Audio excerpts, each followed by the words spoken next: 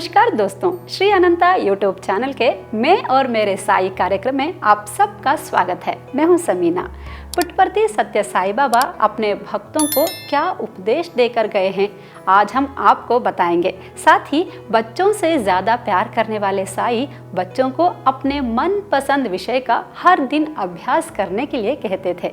तो चलिए इस तरह की कुछ और प्रेरणादायक बातें सुनते हैं।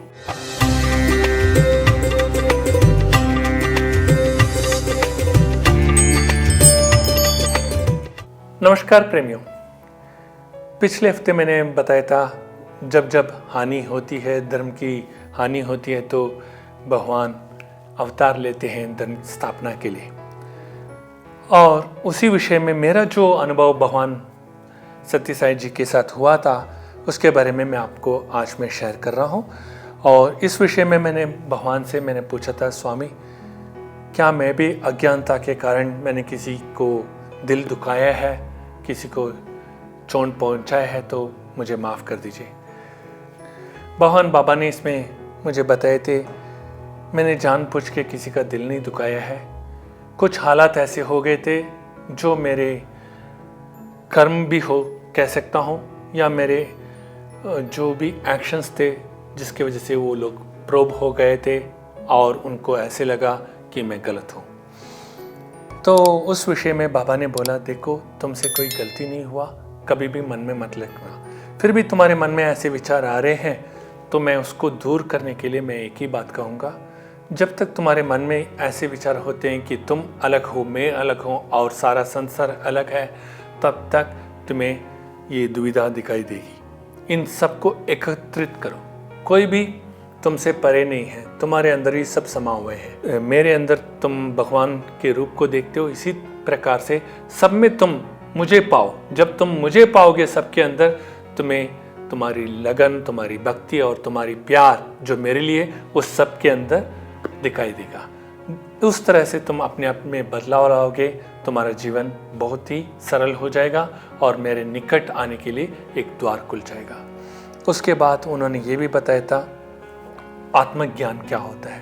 आत्मज्ञान के विचार में मुझे बहुत सारे चिंताएं थी, डाउट्स थी, क्योंकि आत्मज्ञान पाना इतना आसान नहीं है। बहुत लोग हिमालय में भी तपस्या कर रहे हैं फिर भी क्रोधित हो जाते हैं, मगर इस आत्मज्ञान को कैसे पाएं? तो उसके लिए भी उन्होंने बहुत सरल से मुझे उपाय बताए थे। देखो, एक यूनिवर्सल कॉन्शियस होता है और एक इंडिविजुअल कॉन्शियस होता है, ये दोनों अलग हैं। तो इन दोनों को एकाग्रित करो। कैसे?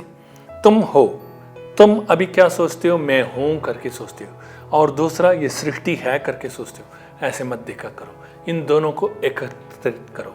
एकाग्रित करने के लिए क्या करना पड़ेगा? यूनिवर्सल कॉन्शियसनेस जहाँ पे वो परमात्मा सबके अंदर बसा हुआ है, उसके ऊपर हम ध्यान लगाएंगे तो उसका रूप क्या है? अभी वो अरूपी है। उसका नाम क्या है?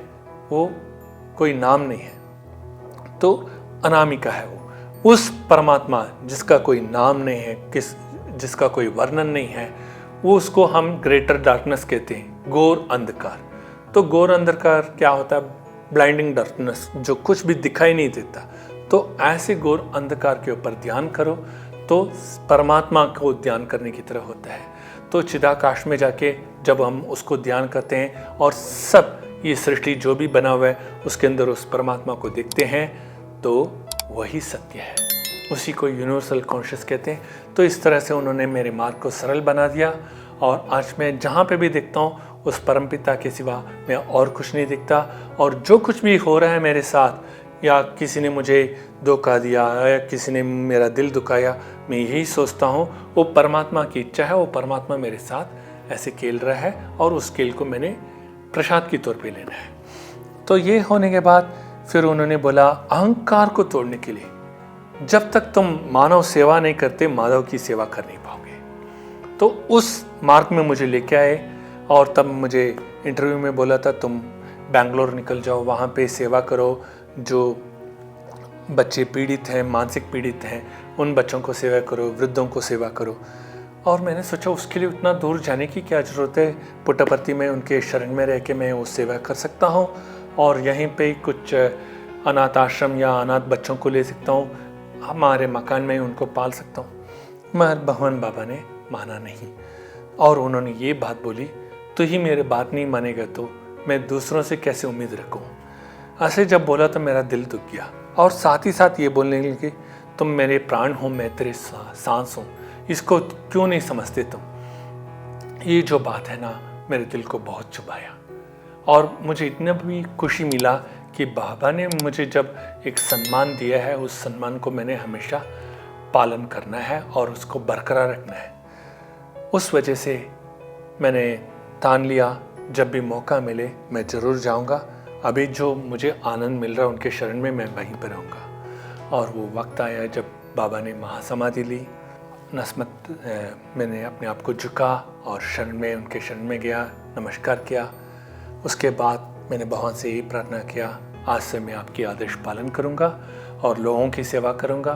और मेरे में कुछ भी छोटी मोटी अहंकार भी हो, आप ऐसे सोचते हो, या मेरे अंदर कोई भी कुछ वासना हो, 6 प्रकार की जो भी वासना हो, आप ऐसे मेरे अंदर हैं, आप सोचते तो इन सबको दूर कीजिए और अपने शरण में लेके आपका एक भक्त के रूप में मुझे हमेशा रखिए। मैंने इतना ही प्रार्थना किया था और वो वक्त आया। आज मेरे मन के अंदर कोई किसी के प्रति कोई घृणा नहीं है या गुस्सा नहीं है, मेरे अंदर अहंकार नहीं है।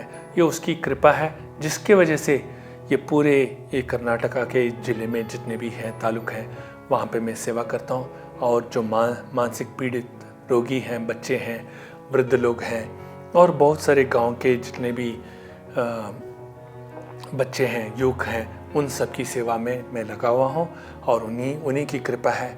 और इस कृपा से जो मैंने आज मैं अपने आप को परिपूर्ण पाया हूँ, उसी तरह से आप भी अपने जीवन को, लक्ष्य को उसी ओर जाना है जहाँ पे आप भगवान को प्राप्त करें। और आपके प्रति किसी को भी विरोधी हो उसको मन से हटाइए, या आपके मन में किसी के प्रति विरोधी हो उसको हटाइए और उसके शरण में रहिए और उस शरण से आप भगवान को पा सकते हैं, प्राप्त कर सकते हैं। इसके साथ मैं आपसे विदाई ले रहा हूँ। आप सब भगवान के शरण में रहें, उसके अनुग्रह प्राप्त करते रहें। यही कहते हुए मैं अगले एपिसोड में और सारे अनुभव को भगवान के साथ जो भी मेरा हुआ है वो मैं आपके साथ शेयर करूँगा। तब तक जय साईं राम।